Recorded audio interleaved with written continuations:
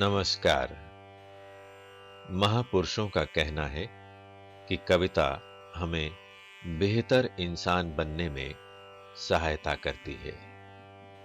इसलिए ये जरूरी लगता है कि कविता सब तक पहुंचे, सब कविता को जानें और समझें। विशेष रूप से हमारी युवा होती पीढ़ी अर्थात किशोर बच्चे कविता से निकटता बनाएं तो एक बेहतर समाज के निर्माण में उनकी भूमिका सार्थक हो सकती है। किंतु ऐसा तभी संभव है जब हम ये जान लें कि कविता है क्या।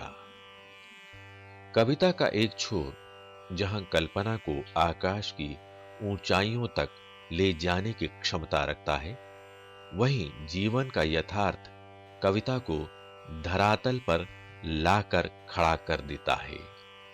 यही अंतर्विरोध ही कविता का जनक है। कविता का भाव जगत छात्रों के लिए हमेशा से जिज्ञासा का कारण बनता रहा है।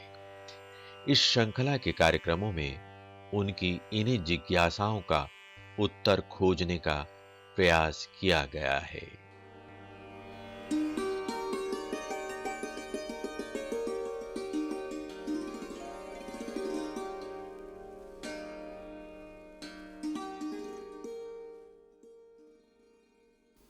साथियों नमस्कार।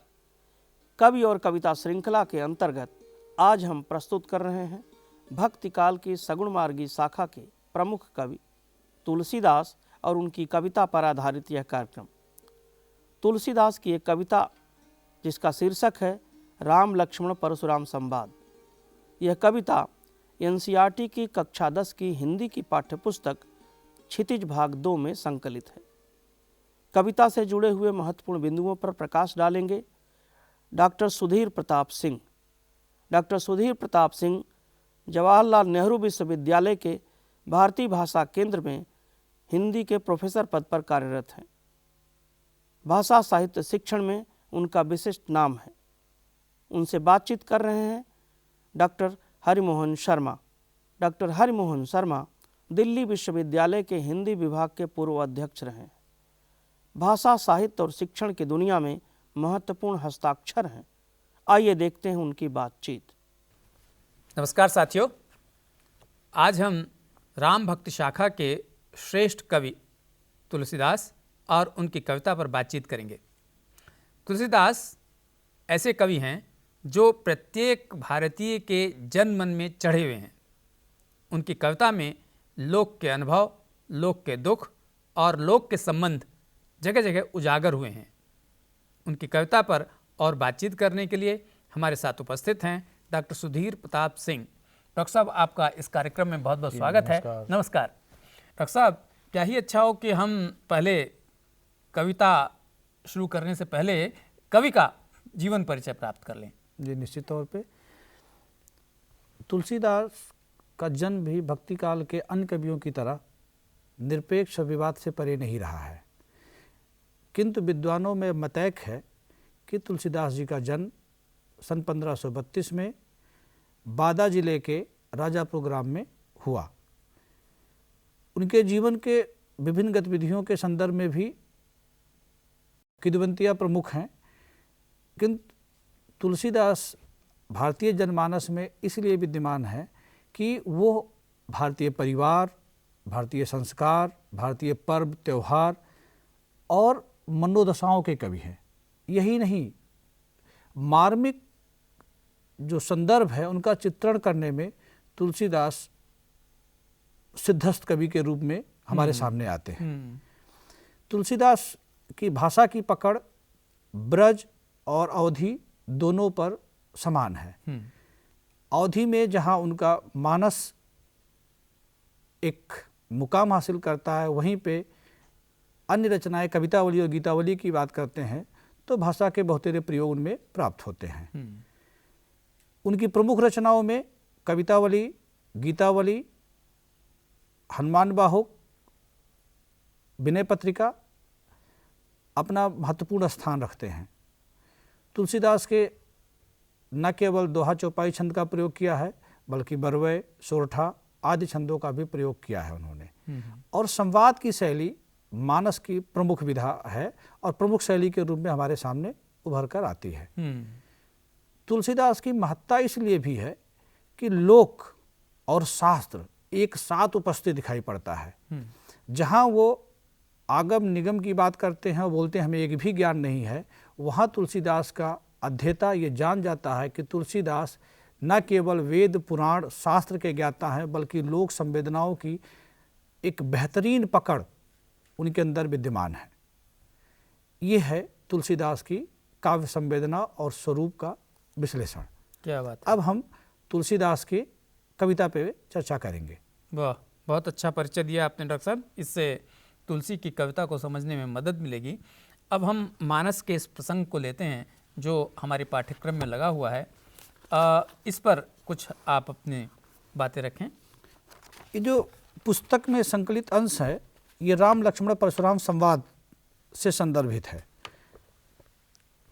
इसका संदर्भ ये है कि सीता का स्वयंवर होता है और उसमें राम द्वारा शिव का धनुष भंग कर दिया जाता है। यह सूचना परशुराम को मिलती है और अपने स्वभावगत परशुराम क्रोध से वहाँ सभा में आते हैं और ये पूछते हैं कि ये शिव का धनुष तोड़ने वाला कौन है। यही से कविता हमारे पाठ्यपुस्तक में संकलित है जी। इस पाठ्यपुस्तक में जो नहीं है वो भी इसलिए इम्पोर्टेंट है क्योंकि विद्यार्थियों के लिए संभव नहीं कि पूरा वर्णन किया जाए कि ये संवाद लक्ष्मण परशुराम के बीच में ज़्यादा है, राम का कम है। अच्छा। लेकिन जहाँ कविता खत्म होती है वहाँ पे लक्ष्मण मतलब ये संकेत मिलता है कि राम ने किस तरह विनय स्वरूप जो है परशुराम से संवाद किया है और किस तरह विश्वामित्र जी ने परशुराम जी को समझाया है कि शिव धनुष के भंग का कारण क्या है। और वहीं पे कविता समाप्त हो जाती है जो हमारे संकलन में है। जैसा कि मैंने बताया आपको कि प्रथम जो दोहा चौपाई संकलित है उसका संदर्भ यहीं से शुरू होता है कि परशुराम आते हैं और परशुराम जी पूछते हैं कि किसने जो है धनुष को तोड़ा है। तो इस अर्धाली में क्या महत्वपूर्ण है? इसमें दो चीज़ें हैं जो विशेष तौर से ध्यान देने की ज़रूरत है कि पहले पंक्ति में राम जी ये बताते हैं कि शिव धनुष तोड़ने का जो अगर अपराध है तो मैंने किया है इसलिए संवाद मुझसे किया जाए। अच्छा। वो बोलते हैं और ये बोलते हैं कि वो जो तोड़ा है वो आपका दास ही है, आपका सेवक है। फिर वो चर्चा करते हैं इसी पे कि परशुराम जी बोलते हैं कि अगर आप सेवक हैं तो सेवक का काम तो सेवकाई है, लेकिन आपने जो व्यवहार किया है वो तो शत्रुवत है क्योंकि आपने मेरे आराध्य का धनुष भंग किया है। इसलिए ये केवल सेवा भाव नहीं है बल्कि तो शत्रुता का भाव है। इसमें जो और महत्वपूर्ण बात है कि वो बोलते हैं कि बिल्कुल परशुराम जी नाराज होकर है कि सेवक तो जो सेवा करता है लेकिन आपने तो जो किया है वो साफ साफ जो शत्रुता का काम है। ये सुनकर राम बोलते हैं कि भाई जिसने ये धनुष तोड़ा है वो अपराध मैं स्वीकार करता हूं और सहर्ष मैं इससे संवाद करने के लिए आपके सामने हूं। जब ये राम और परशुराम जी का संवाद चल रहा था इसको जो है लक्ष्मण जी सुनते हैं और वो बोलते हैं सुन मुनि बचन लखन मुस्काने बोले परशु धरे अवमाने। और जो वो लक्ष्मण से संवाद होता है परशुराम जी का वो परशुराम के साथ एक व्यंग्यपूर्ण होता है और वो कह सकते हैं कि परशुराम का एक तरीके से अपमान भी करते हैं वो।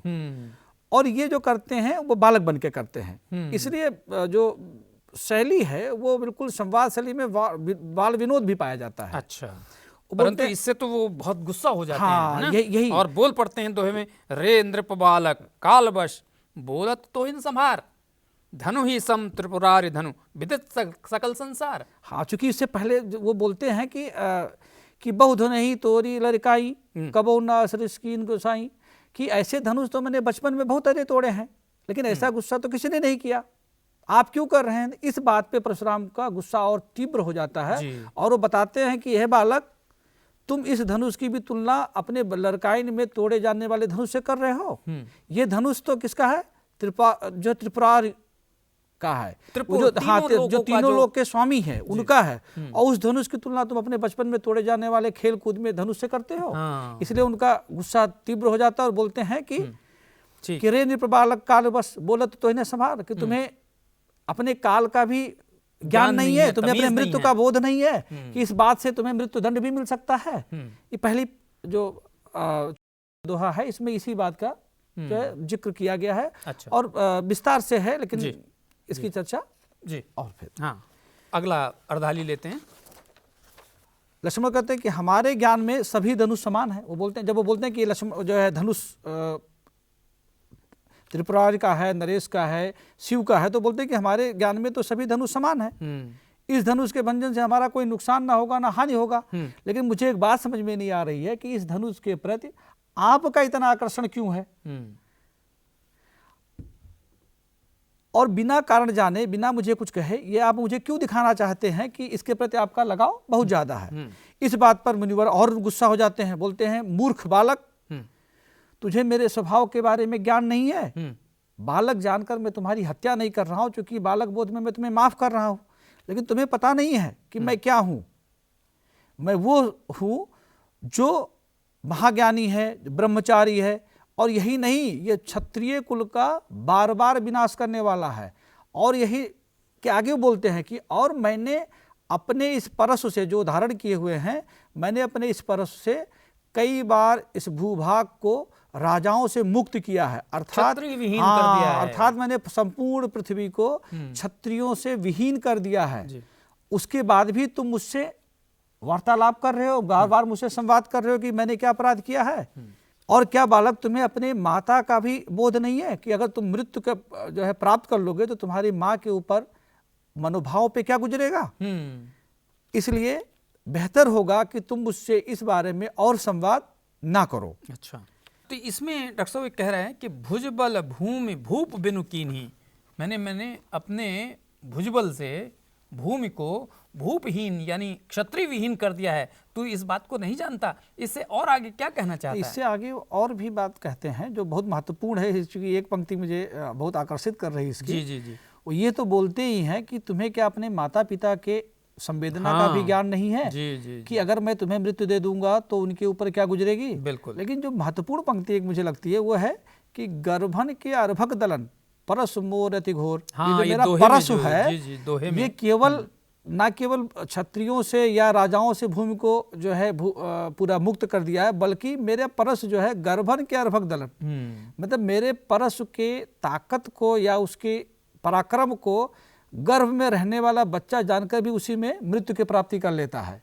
ये बहुत मतलब अपने वाहवाही में ऐसी बात भी कह जाते हैं परशुराम जी, जो बताता है कि गुस्से का एक पक्ष कौन सा है। इसके आगे इस बात को सुन के लक्ष्मण हंसते हैं और बोलते हैं कि बहस जो है लिखा है कि बिहस लखन बोले मृदुबानी अहो मुनीश महापट ज्ञानी, कि मैंने तो जो देखा है, मैंने जो समझा है जी। वो तो ये है कि जो ऋषि होते हैं वो ज्ञानी होते हैं, ना कि वो अपने ज्ञान का पराक्रम का इस तरह से प्रदर्शन करते हैं जी। बोलते हैं कि और मैं आपसे इसलिए भी बहुत ज़्यादा संवाद और कठोर शब्दों में नहीं कर रहा हूं, क्योंकि हमारे यहाँ वो रघुकुल की बात करते हैं कि हमारे यहाँ जो रघुकुल में परंपरा है उसमें सुर, ब्राह्मण और हरिभक्त, हरिजन और गाय पे वार नहीं करते हैं। अच्छा। इस परंपरा के कारण मैं आपको, चूंकि आप जनेऊ धारण हैं और आप का जो वस्त्र है वो ऐसा है कि जिससे प्रतीत होता है कि आप ब्राह्मण हैं, और हम ब्राह्मण की हत्या नहीं कर सकते, आप ब्राह्मण पे हम वार नहीं कर सकते, इसलिए आप जो कुछ भी कहेंगे हम आपके चरण में ही अपनी बात रखेंगे। लेकिन इसका यह मतलब नहीं है कि आप मुझे वो समझें जिस तरह आप करते आए हैं। ये लक्ष्मण वहाँ पे साफ साफ बोलते हैं जी। और इसी में बोलते हैं कि हे मुनिवर, यदि मैंने कुछ अनुचित कहा हो तो चूंकि आप संत हैं, योगी हैं और ब्राह्मण हैं, तो आप धीर धारण करते हुए मुझे माफ कीजिएगा। ठीक है। बोलते हैं जो बिलोके अनुचित कहो क्षमो महामुनि धीर, सुन सरोस भृग वंश मणि बोले गिरा गंभीर। अब यहाँ देखिए कि बोलते हैं कि ये सुनकर परशुराम जी को और तीव्र गुस्सा आता है और वो बोलते हैं कि भृगुवंश, यहाँ जो भृगुवंश है वो परशुराम जी के लिए आया है। और गंभीर होके बोलते हैं क्या कि कौशिक सुनो मंद यह बालक, कुटिल काल बस निज कुल घालक। अब कौशिक यहाँ आया है विश्वामित्र के, हे विश्वामित्र देखिए यह बालक मुझसे किस तरह संवाद कर रहा है, और यह अपने बात के कारण ही अपने कुल का घातक है, क्योंकि इसके कारण ही ना केवल इसका बल्कि इसके कुल का ही मैं नाश कर दूंगा। और आगे बोलते हैं वो इसी में कि भानु बस राकेश कलंक, निपट निरंकुश अबुद्ध असंकु। ये क्यों? क्योंकि ये निपट निरंकुश है, अबुद्ध है और निडर है, इसलिए। और अगर तुम इसको इसके हट से, इसके जिद से उबारना चाहते हो तो इसको मेरे प्रताप के बारे में बताइए कि मेरा प्रताप क्या है, मेरे परस में कितना पराक्रम है। लखन कहो मुन जस, जो है लखन कहो मुन सुजस तुम्हारा, तुम्हें अछत करो। अब ये बात सुनकर लक्ष्मण हंसते हैं और बोलते हैं कि आपसे बेहतर आपके बारे में मुझे और कौन बताएगा, क्योंकि जब से आप यहाँ आए हैं केवल अपने ही बारे में मुझे बता रहे हैं, गर्वोक्तियां कर रहे हैं, ऊंची-ऊंची बातें कर रहे हैं, ऊंची बात कह रहे हैं। और इसके बाद भी अगर आपको संतुष्टि ना मिला हो, अगर आप और भी कुछ कहना चाहते हो तो आप कह लीजिए, और इसके कारण अपने गुस्सा को अपने अंदर मत छुपाइए, बल्कि आपको जो कुछ कहना है मुझसे वो कह डालिए। बोलते हैं कि नहीं संतोष तब पुण्य कुछ कहूँ, जन ऋष रोक दुहस दुख सहूं। आपको संतोष नहीं हुआ है तो आप कह डालिए और अपने अंदर उसको मत छिपाइए और अपने गुस्सा को तीव्र मत कीजिए। सुर समर करनी करहीं, कहीं ना जनावह आप, विद्यमान रन पाए रिपु कायर कथहि प्रताप। जो योद्धा होते हैं वो अपनी बात कह के नहीं बताते हैं, वो रणभूमि में अपने को लड़ाई में साबित करते हैं।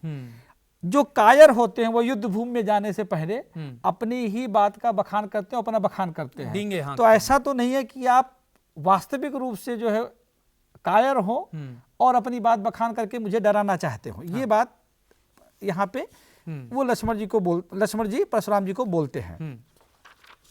जैसा कि मैंने कहा कि जब लक्ष्मण इस बात को कहते हैं परशुराम जी से कि आप तो कायर प्रतीत होते हैं, क्योंकि आप अपने वीरता का गुणगान कर रहे हैं, ना कि अपने वीरता को साबित कर रहे हैं अपने परस के माध्यम से।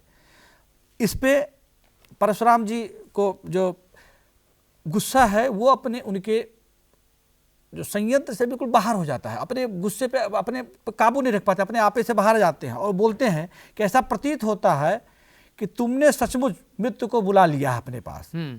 और अपना परस वो दृढ़ता से उठाते हैं और बोलते हैं कि पूरी सभा को संबोधित करते हुए कि अब मैं इस बालक की अगर हत्या करूंगा तो इसमें मेरा कोई दोष नहीं होगा। अब जनि देई दोष मोहि लाग। हाँ, अब इसमें कोई दोष मेरा नहीं होगा।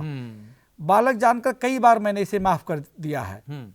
और उसके बाद वो बोलते हैं इसी में, कौशिक कहा क्षमय अपराधु,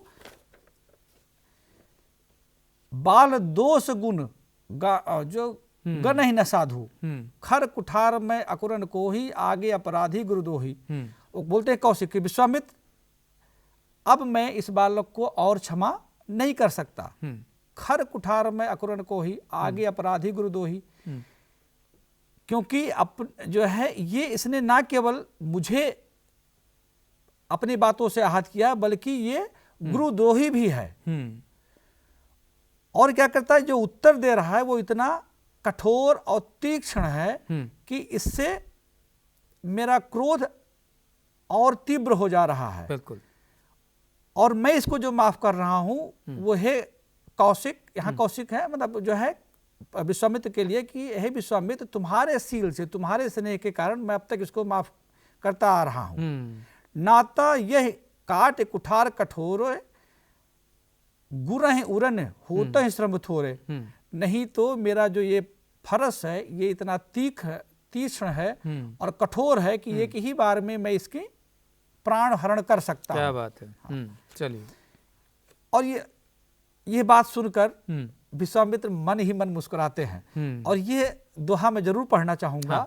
क्योंकि विश्वामित्र अपने ये बात कहते नहीं है, वो मन में, उनके मन में मतलब स्वसंवाद है। हाँ। अपने ही बात में मुस्कुराते हुए कहते हैं, स्वागत है। हाँ, कि गाथ सुन कह हृदय हंसी मुनय हरियरे सूझ अयमय खाड़ न उखमय अजो न बूझ अबूझ। कहते हैं कि अभी भी परशुराम जी को बोध नहीं हुआ है, ये भी अपने हरे, मतलब बोलते हैं कि हरे हरे सूझ, इनको हरियाली ही सूझ रही है। कहने का तात्पर्य यह है कि अभी भी परशुराम जी को ये बोध नहीं हुआ है कि ये बालक कौन है या किस हद तक ये बात कर सकता है। इसको बालक जान के उसी अपने जो है धुन में है, जो बार बार ये करते आए हैं कि हमने क्षत्रियों का विनाश किया है, हमने पृथ्वी को नृपमुक्त किया है, उसी में अभी भी ये समझ रहे हैं कि मतलब मैं यहाँ ये पे समझ रहे हैं कि ये बालक है, हाँ। जबकि ये बालक नहीं है, और वो भी ये बोलते हैं, परमवीर है। हाँ, और ये नहीं बोलते। और भी एक जो महत्वपूर्ण है कि ये बोलते जैसे कि ये समझ रहे हैं कि ये ऊख का जो है गुण है, हाँ। जबकि ये क्या है कि बोलते हैं लोहमय, कठोर है, और वो गुण है जिसको बोलते हैं ना हमारे यहाँ के लोहे का चने जमाना, ये उस तरह से है कि लोहे का चना, इसको आप ऐसे सामान्य तरीके से नहीं देख सकते हैं, बिल्कुल नहीं। और ये संकलित अंतिम जो चौपाई है वो है कहो लखन मुनशील तुम्हारा को नहीं जान विदित संसारा। इस बात पे आगे लक्ष्मण परशुराम जी से बोलते हैं कि कहो लखन मुनशील तुम्हारा की हे ऋषिवर, आपके शील को कौन नहीं जानता है, आपके गुण से पूरा संसार विदित है जी। माता पिते उरन भैनी के गुरे रहा सोच बड़ जी के, सो जनो हमरे माथे काढ़ा, दिन चल गए ब्याज बड़बाड़ा। अब ये देखिए कि उकसा रहे हैं परशुराम जी को, और किस तरह से कि मैं इससे भी परिचित हूं कि आपने अपने माता पिता के जो कैसे मुक्त हुए, उनके जो है ऋण कैसे हुए, उनके ऋण से मुक्त कैसे हुए हैं। अब ये पूरा संवाद है अगर आप कथा को समझिए। बिल्कुल बिल्कुल बिल्कुल। और यही नहीं, और बोलते हैं कि और अपने गुरु के ऋण से भी आप मुक्त होना चाहते हैं और नहीं हो पा रहे हैं, उसका पूरा गुस्सा मेरे माथे पे काढ़ रहे हैं। हाँ। और जितना दिन बीत गया उसका ब्याज भी मुझे से सुनना चाहते हैं, लेना चाहते हैं, वसूलना चाहते हैं, यही बोल रहे हैं जी। अब आने ब्याजे हैं बोली तुरंत देव मैं थैली को। अब आप किसी को ऐसे आदमी को बुला लीजिए जो आपके इसका पूरा ब्यौरा बता दे कि वास्तविक रूप से आपका कितना हुआ ब्याज मेरा, मैं अपने थैली से निकाल के आपको दे दूंगा। सुनिकट वचन कुठार सुधारा, हाय हाय सब भया पुकारा। अब यहाँ पे इसके दो व्याख्या की गई है कि एक तो होता है कि यह वचन कठोर, लक्ष्मण के कठोर वचन सुन के परशुराम जी अपना परसा उठा लेते हैं और सारा सभा जो है हाय हाय करने लगता है। लेकिन यहाँ जो मुझे समझ में आ रहा है, जो मैं इसकी व्याख्या समझ रहा हूँ कि जब यह बात सुन, जब परशुराम अपना परसा उठाते और सभा को संबोधित कहते हैं कि अब मैं इसकी हत्या कर दूंगा, तो सभा क्या बोलती है कि भृगुवर परसु दिखावहि मोही, विप्र विचार बचो नृप दोही, मिले न कबहू सुभट रन जो गाढ़े, दुज देवता धरे घर के बाढ़े, अनुचित कह सब लोग पुकारे, रघुपत सही नहीं लखन नवारे। अब यहाँ एक महत्वपूर्ण हिस्सा है कि अब किसी हिसाब, जो बोलते हैं ना कि अब किसी हिसाब करने के लिए ले आइए, ये बात अनुचित लगती है।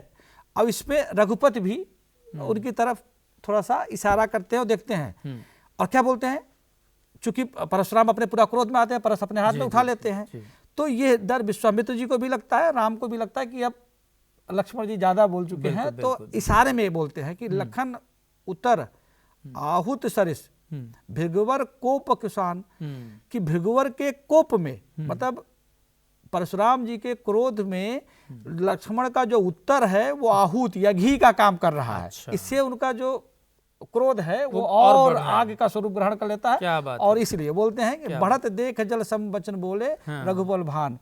रघुकुल भान मतलब रघुकुल के सूर्य अर्थात रामचंद्र। हाँ, रामचंद्र जी कैसे बात बोलते हैं, जल समान। क्योंकि आप देखिए तुलना कितना बढ़िया तुलसीदास जी ने किया है कि पानी अग्नि का, हाँ पानी, और किससे, मृदु वचन से। यहाँ जो उनका वचन है वो जल के समान है, और जो उनका गुस्सा है वो अग्नि के समान है, उस पर अपने क्या बात मृदु वचन से थोड़ा सा जल। बहुत अच्छी आपने व्याख्या की इसकी।